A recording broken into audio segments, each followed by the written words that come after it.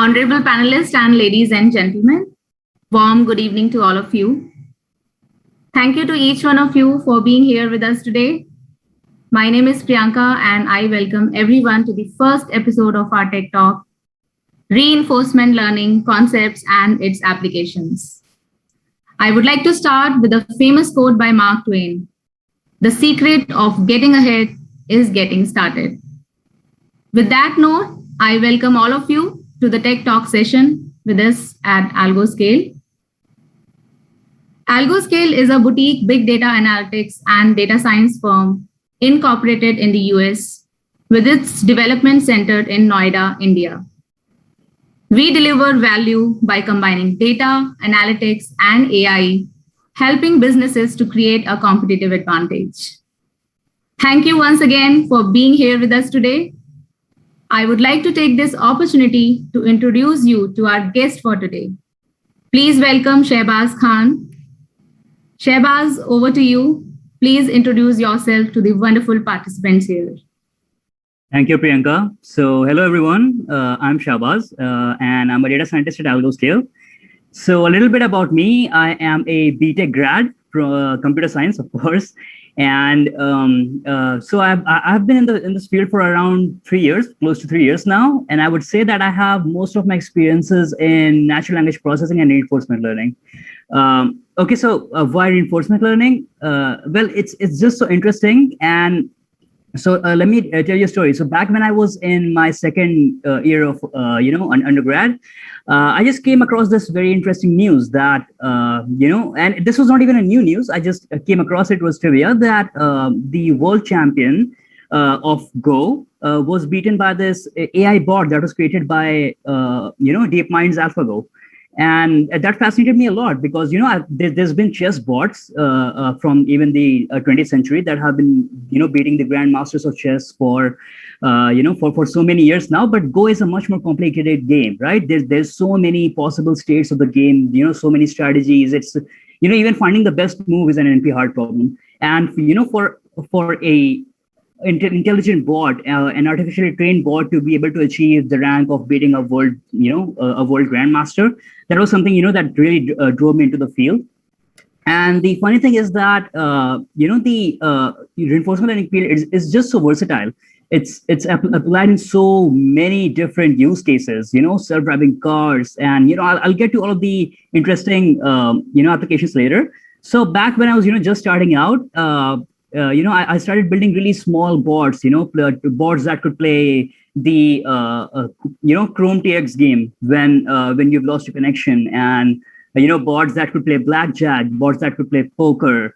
And but the first project that I did, and that really drove home the idea of reinforcement learning and its core concepts to me, was the idea of tic-tac-toe. Right. And tic-tac-toe is just a simple game. We all know what tic-tac-toe is. There are the rules are so simple. There's only a grid of 9 by 9. You only have 2 moves. And most of the games ends up in a draw. But if you're able to teach a reinforcement learning agent, an AI bot, to be able to play tic, then what reinforcement learning is all about. And despite being so interesting, reinforcement learning is kind of like a niche a niche field. So there's not a lot of popular resources online where you can get to know what you need to study, know what you need to know before you start doing reinforcement learning. So one of the most important reasons of this tech talk is to kind of help you understand reinforcement learning in digestible bits. And I'll try to explain everything that I myself had a problem understanding when I was starting out. So, without further ado, let's get started. So, we'll start off with a very curious case.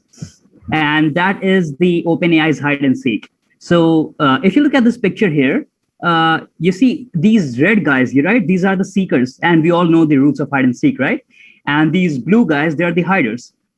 OpenAI, which is Elon Musk's company, it released this environment. It's more like a game to be able to train all the digital agents that would be able to play this game. And starting off, the agents performed poorly, right? The hiders didn't know that they had to hide. The seekers did not know that they had to seek the hiders out. But after some training, let's just have a look at the interesting results that were achieved. So if you see in this GIF here, you see how the hiders, the blue guys, they're using the environment to hide themselves. And now the cool thing about this is that these agents and none of the information about the environment, except that the environment itself, was actually provided to the agents. They have no idea how sight works. They don't know how observation works. They don't know whether opaque objects obstruct the view. They just tried this at some point during the game, and it worked. And they started doing it more and more often because that it resulted in wins. And then after, and you see these seekers are not actually able to hide, seek these hiders out. So, but after sufficient training, after some time, what actually happened is that, you see this red guy is actually using the block as a staircase to, climb over obstacles and, seek the hider out. So these are really, amazing breakthroughs. You're able to harness the power of deep learning. You're able to harness the power of, high computational engines now that we have, and able to create these bots that perform at human level intelligences in some very trivial cases, or even in more complicated cases as such. So what makes it all possible? Of course, reinforcement learning. So what is reinforcement learning? Reinforcement learning, formally put, it's just a way so that you train an agent that could perform a set action, a set task inside an environment, and then improve itself based on the idea of a cumulative reward. Now, let's talk about it in layman's terms, right? Reinforcement learning is not a new idea, right? So it was studied even back in the day, like in 1970s, by biologists and neurodynamic programmers, where reinforcement learning was used to promote behavior, healthy behavior, or a behavior that you want the object to have, and it was tested on primates. So to explain that, let's actually have a look at a small diagram here. So if you look at this image, right? Now this is the process before conditioning. Whenever we offer food to a dog, the dog starts salivating. Now that is an unconditional response, right? So what happened during this conditioning is that ringing a bell does not make the dog salivate, because there's no connection to that. So to be able to establish that connection, what they used to do was ring the bell every time before they fed the dog. So after many iterations of this experiment, what happened was the dog would start salivating just when the bell was rung. This is how we're promoting behavior. This is what conditional response is. So to even make a funnier case here, look at this chicken, right? It gets to eat the food that it wants only if it pecks on the blue circle.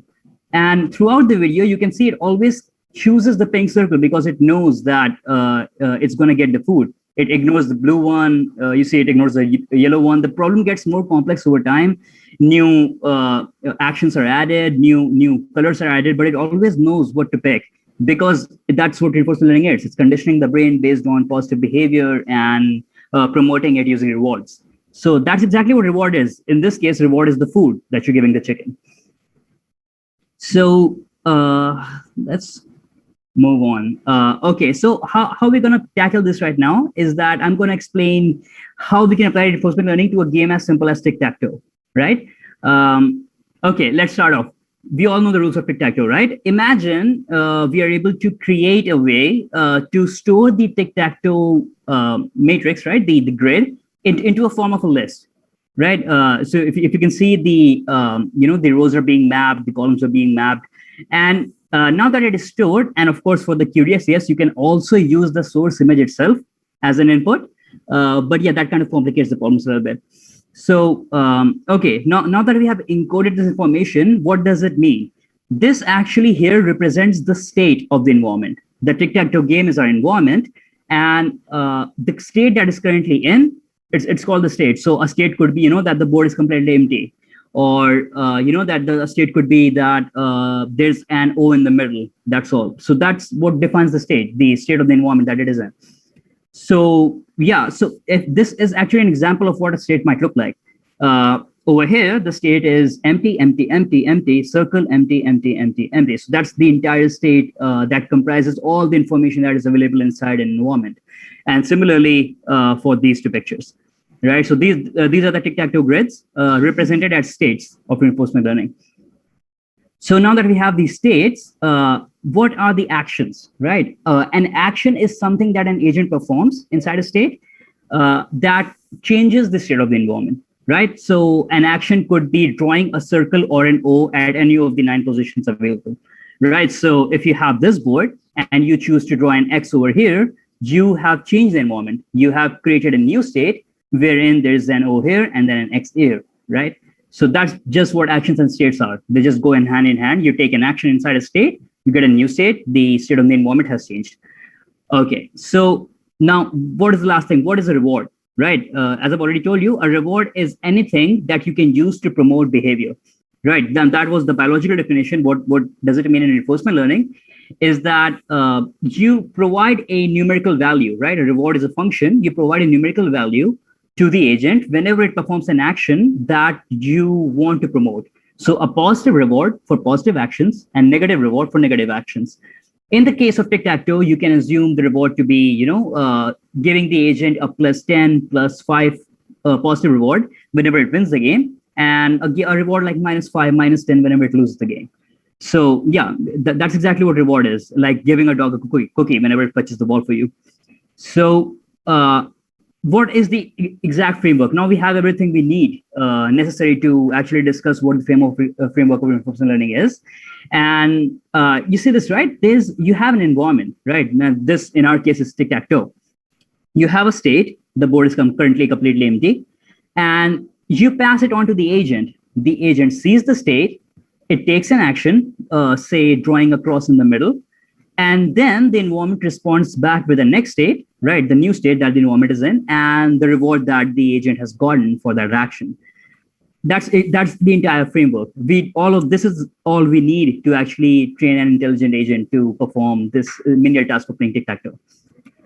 So this is a very, a basic pictorial diagram of how it's working. You have the environment, which contains all the states and actions and rewards information, goes on to the agent, and the agent takes an action. The environment reverts back to state and reward. That's simple. So, all right. So there are many algorithms in reinforcement learning, right? There's too many algorithms. Even I don't know them all. So, but some of them are very popular and have been widely used over the years. One of them is Q-learning, right? Now, what Q-learning is just that it tries to attribute actions with values, right? So there's always a value of how good an action is attributed to an action. So, we can imagine in a very simple case that we have a table, right? And the table has states for rows and actions for columns. So a state could be, that the board is completely empty and S0, and the A0 could be, drawing X on the top right corner. So what the value inside row S and column A would suggest is that what is the value? What is or you can even, think of it as profit. What's the logic behind what's the profit? What's the value of taking action A in state S? That's all this table does. It just stores values for actions that corresponds to states. So how do we use this table, right?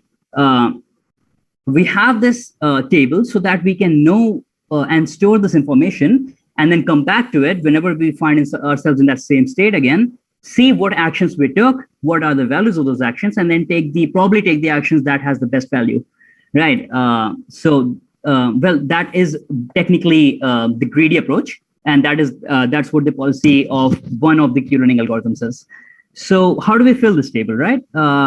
Before we get to that, using the Q-learning algorithm that actually fills the tables, we need to understand one small factor, one small detail is about discounted rewards. Now, what are discounted rewards? We know rewards, right? We take an action, we get a reward, and that reward tells us how good our action was. Discounted rewards are kind of the same thing, but looking way further into the future. So say I was to offer you $10 today, or maybe $100 10 days from now. What do you choose? So depending upon, what the circumstances are, people choose to take actions that have the overall benefit in the long run. And that's just what discounted rewards are. It's a way to tell the agent to take actions that could, result in immediate loss, a little loss, but could, yield high profit into the future. So we don't just want to be, really hindsighted. We don't want to take actions that just profit us right now. We want to take actions that win us the game, right? So that's just what discounted rewards are. It's a way to discount rewards from way into the future, such that current actions can be affected because of it. And to drive that point home, let's discuss about this picture. Right, we know the game of Breakout. It's a very old arcade game, and what's happening inside this picture here is that you see two blocks play this pass this ball back and forth, and say one of them loses, right? The agent loses, so it actually happens at some time t, right, capital T, that the agent loses, and it gets a -1 reward, but it isn't just that moment that it lost at the game. It was losing from many states before that. So what we actually do is that we pass on this value. It kind of gets diminished over time, but we pass on this value back into time in the previous actions that we took that led us to this moment where our actions failed us. So yeah, that's just what it is. It is like backing up values such that what actions can lead to higher reward payouts into the future. So now that the way we control discounted rewards is by a value called gamma. Now this is a number between 0 and 1. Lower gamma means that we only care about future rewards more, and So and higher gammas mean that we care about future rewards more, and the lower the gamma is, it means that we are more interested in immediate rewards. So let's actually look at the equation now, right? We start off the game with random values inside the table, right? And we are taking any action, right? Like drawing across at the top right corner, drawing across at the top left corner, anything. We don't know how the game is played yet. And we use this very elegant formula, and I'm going to explain what this formula is. So Q of SNA just means that, Q is a function, the action value function that suggests what is the action value of taking action A inside state S. All right. So the value of taking action A in state S is equal to the reward that we get by being in state S and taking action A. Very simple, the reward that we get plus discount factor gamma multiplied by the maximum action value of the next state. Right. So if you think and try and unfold this equation, what happens is that this keeps unfolding on way into until gamma becomes 0. The way this happens is that we want our current values of the state to be affected by future values, which could be bad or good. So let's think about it as an example of chess. Playing your knight, right? Playing your knight and losing it to capture a pawn is probably not a good strategy, right? Or capturing a pawn by a knight only to be lost, only to lose the knight by some other piece. It's probably not a good strategy, right? So the value of the next best action into the state is has a factor in what the value of the current state is going to be like. So now that we have the Q learning equation understood, let's actually move on to the algorithm. And I know it kind of looks scary, but it's just a pseudo-algorithm, and I'll actually break it down into how it works. So we have the algorithm parameters, and they are alpha, which is a learning rate, very popular hyperparameter, right? Learning rate just suggests, how big we want our steps of learning to be. Higher learning rates will, train the agent very fast, but, would not be as stable. And lower rates, stabilize the training, but it could take longer to train. So we have alpha, which is the learning rate. We have a very small value epsilon, and I'll get to what that is. This value always, stays between 0 and 1. All right. Now we initialize every action value for every state and action that's present inside our environment. And we could, initialize it with random values. We could initialize it with 0. It's up to you. Both work. And now we play many iterations of episode, right? We play like 1,000 game of tic-tac-toe per se to train the agent. So in each game, we start off with the initial state where the board is completely empty. We loop over, every step of the episode, that is every move. Move 1, move 2, move 3 until, move 9 when all the boxes are filled and the game is over. So we'll do for that, and we choose an action A in the current state S using the policy derived from Q. So, it could be, taking the best action inside the state using the values that we have inside the table. So now currently it would be 0 in the beginning stages, but we're going to update it slowly. So what epsilon does is that it addresses the problem of exploitation and exploration. So it's just that we don't want to take values that end up in maximum memory time. We use epsilon to break the chain. And what it suggests that, whenever we have a random number that is smaller than epsilon, we take a random action, just for exploring. So that's just what epsilon does, nothing else. So, all right, now that we have taken action A, we pass it into the environment and we get a reward R and a next state S prime, right? So this reward and the state will be used into the calculation of our Q value. So the Q value for state S and A that we were present in, we are going to update it with the value of, again, Q of S and A plus learning rate times the reward that we got plus the discount factor multiplied by the best action value that we can perhaps achieve in the next state. And okay, so this minus factor, I don't want to complicate things and discuss it with you right now, but it's just to stabilize learning. That's all you can think about. So this is more like, talking about the advantage of this value over the next state's value. So, okay. And now that we have updated the value, we set our current state as the next state, and then we keep on playing the game. Now, when both of these inner loops, they complete, and, we have like completed like thousands and thousands of iterations, what we're going to have in the end is, okay, actually, before that, I'll actually, pictorially represent how the update is actually working.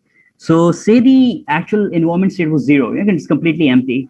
We take an action to, place an X into the top left corner. The opponent plays O here.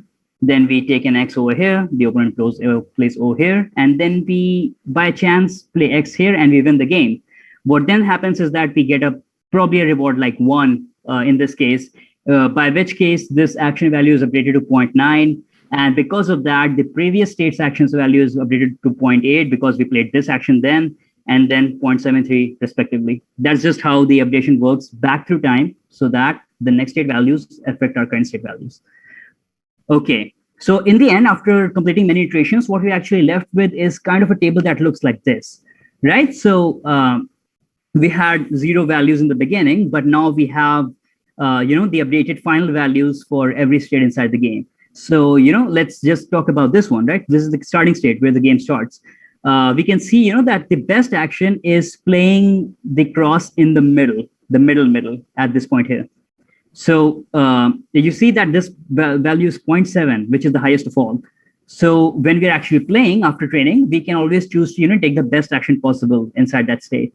Similarly, for any other state like this one, taking the top middle has the best probability 0.5. Everything else results in a loss 0, right? And that makes sense. The only way where you want to, do an O is over here so that the opponent does not win.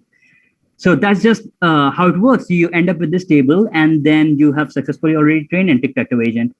So congratulations. That's really all it is. So, and I think back when I was doing it, the actual implementation, now that you have all the basics cleared up, isn't actually even going to take long, and it's very rewarding once you actually have trained an agent that you yourself cannot beat.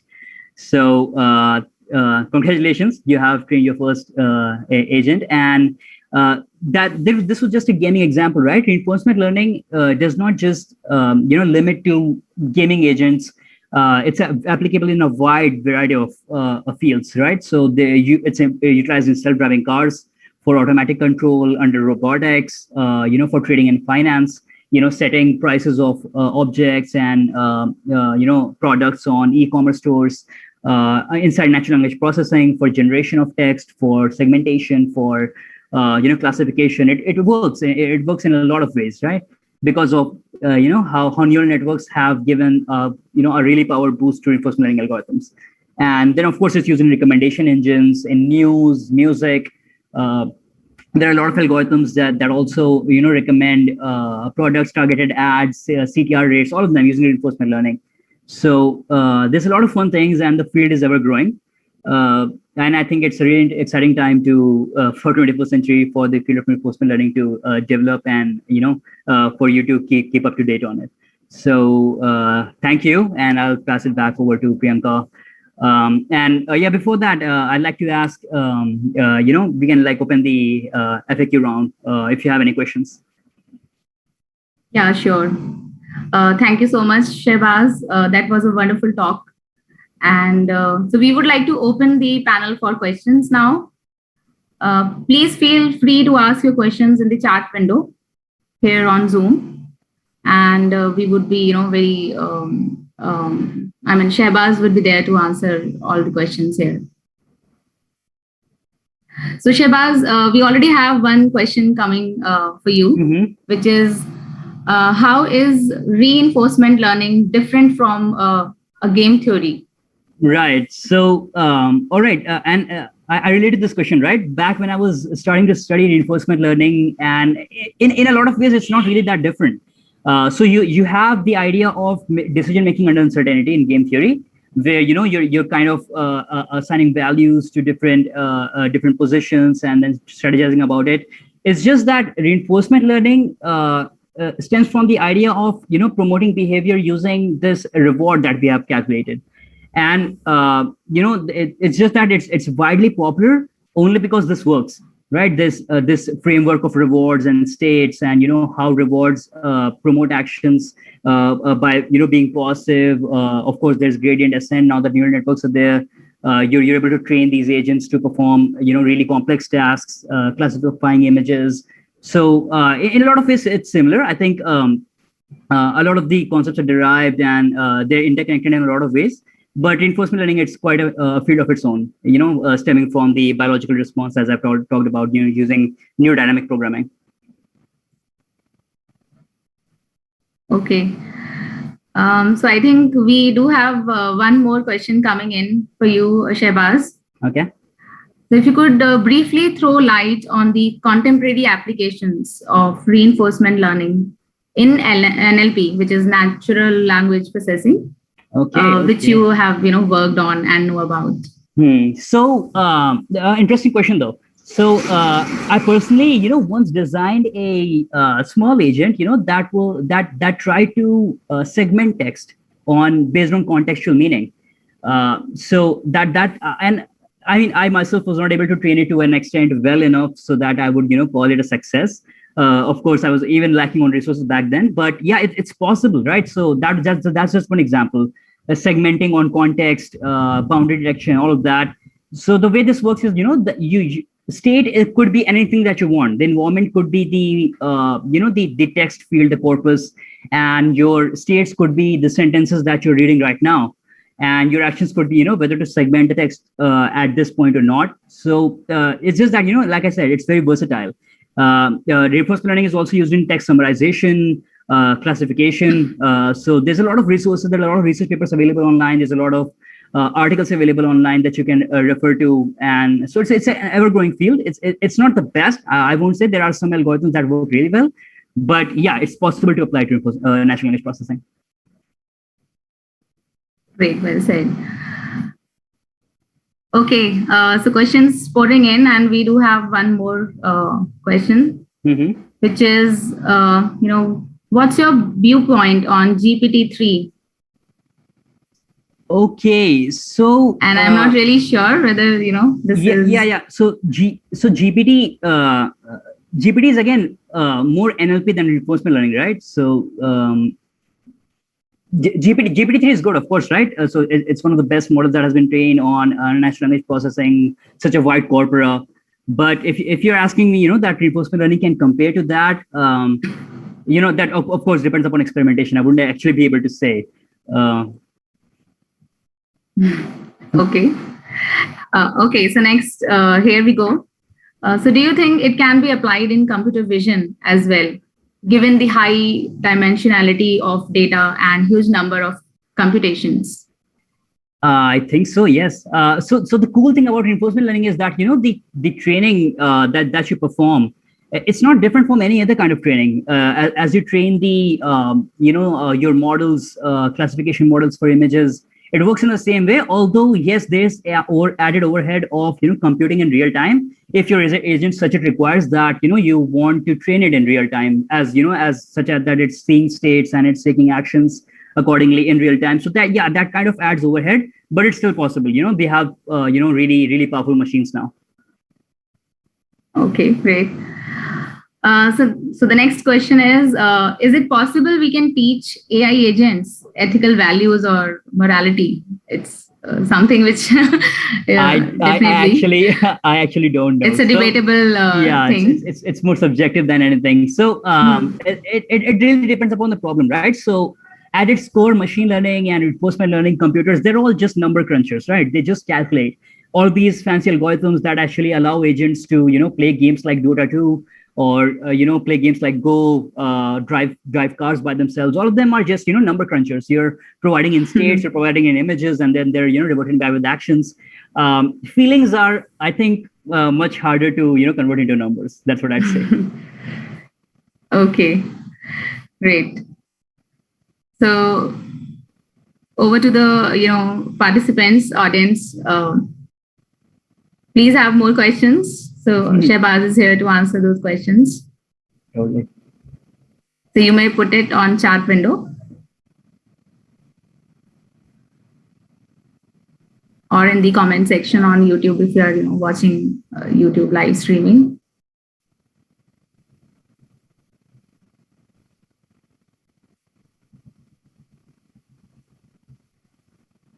So we have one more Shabaz for you.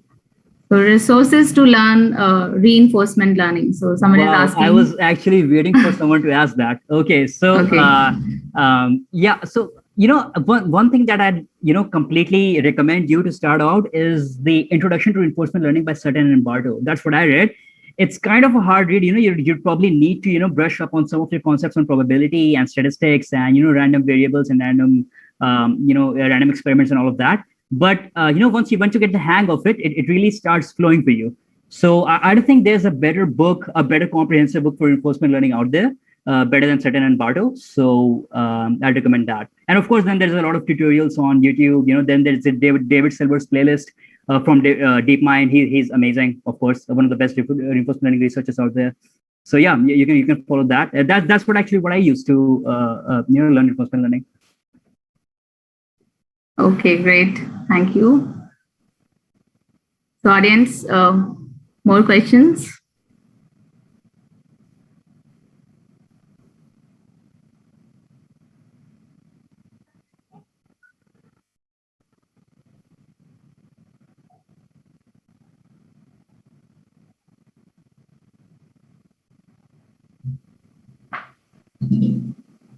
So do we have more questions? You may put it on the chat window or the comment box on the YouTube live streaming.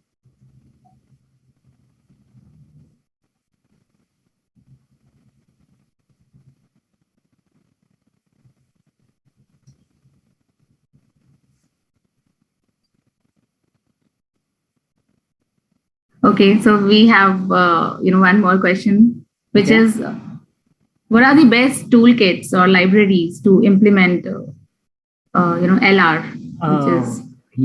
Okay. So so now that there are so many libraries in open source, I think there are pretty many libraries where they've already implemented all the core algorithms for you and they've already been worked and tested. So I personally never use them myself, mostly because there's a lot of tuning and sometimes custom custom behavior required in reinforcement learning where you probably want to be familiar with the code more. So it's much better. It was much better for me for my projects to implement it by my own. Plus my agents were actually not that complex. But yeah, there are so many new libraries now popping up, with pre-trained agents, with models. You can just import it like Keras and then train it upon a set framework. So yeah, and then no names come to mind, but a simple Google will get you on your way. Okay, and just adding on to the same question, have you ever implemented it in any of your recent projects? If you could give us a practical exposure. Okay, so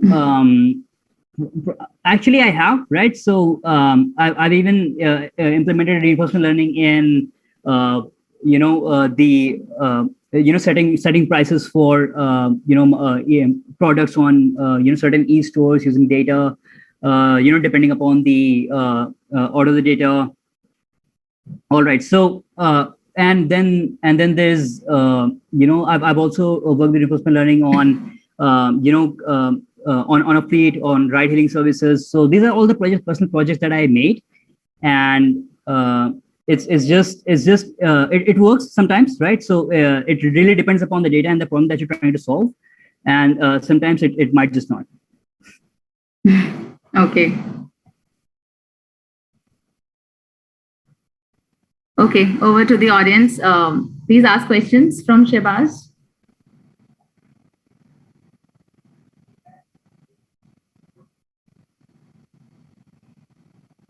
So, anybody out there with more questions?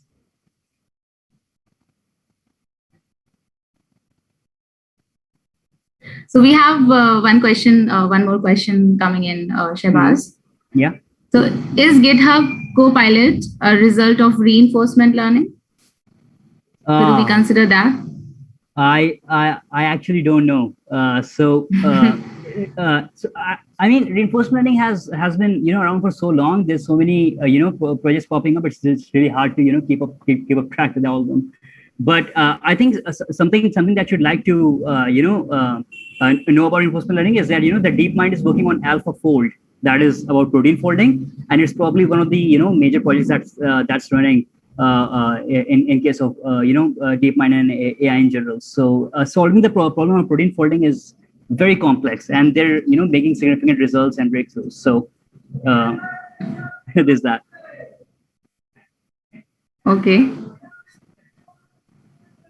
And the next one coming to you, which is, how was reinforcement learning's performance as compared to other models? Especially if you talk about the e-commerce price model, which is there.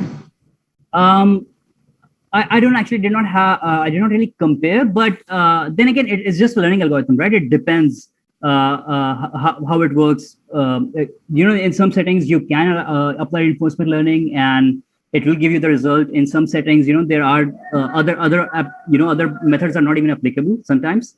So I don't really have any logistics to kind of give you right now. But yeah, it always depends upon the problem. It can be better. It can be it can be worse. Okay, great. So we are open to questions. Any more questions coming in?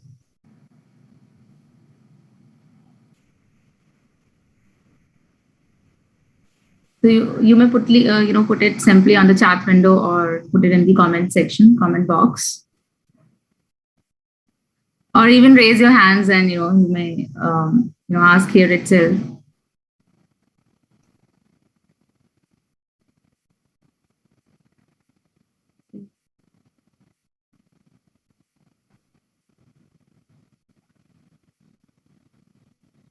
So we may also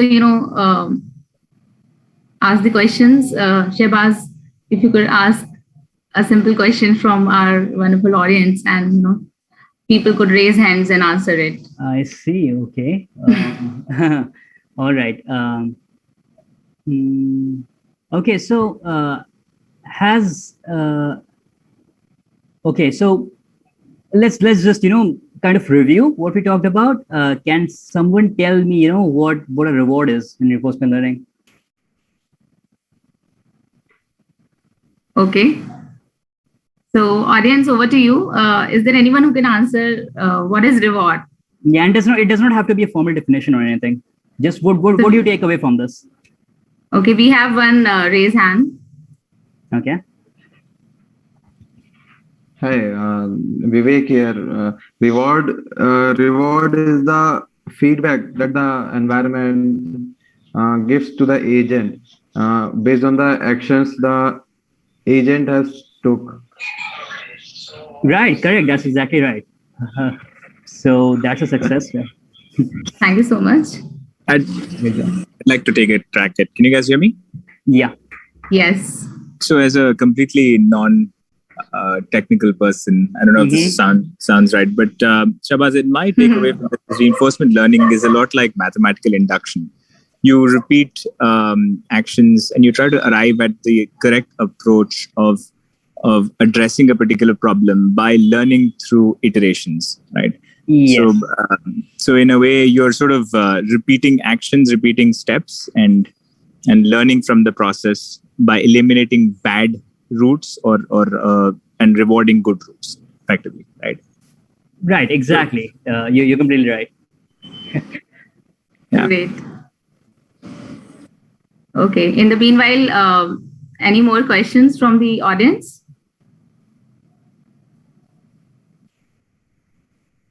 So you may put your questions on the chat window or put it in the comments box.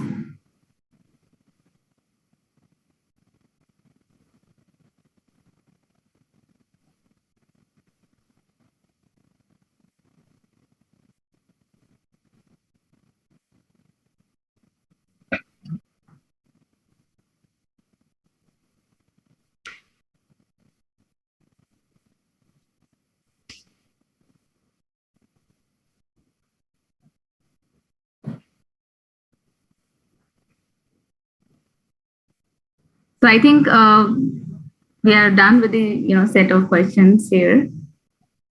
Okay. So thank you. Yeah, thank you everyone. Sincere thanks to you, Shabaz, for taking out time, out of your busy schedule, and for graciously accepting this invitation to take us through this tech talk session. So your dedication and commitment, to Algoscale is definitely an inspiration to all of us out here. Thanks a lot. My pleasure. Okay, and thank you everyone else who took out time from your busy schedules to attend this amazing session with us. And we would look forward to have feedback coming from you. We will share the link soon. You may reach out to us on LinkedIn, for further updates. The LinkedIn, page is there shown on the screen. Thank you, everyone, once again. Thank you.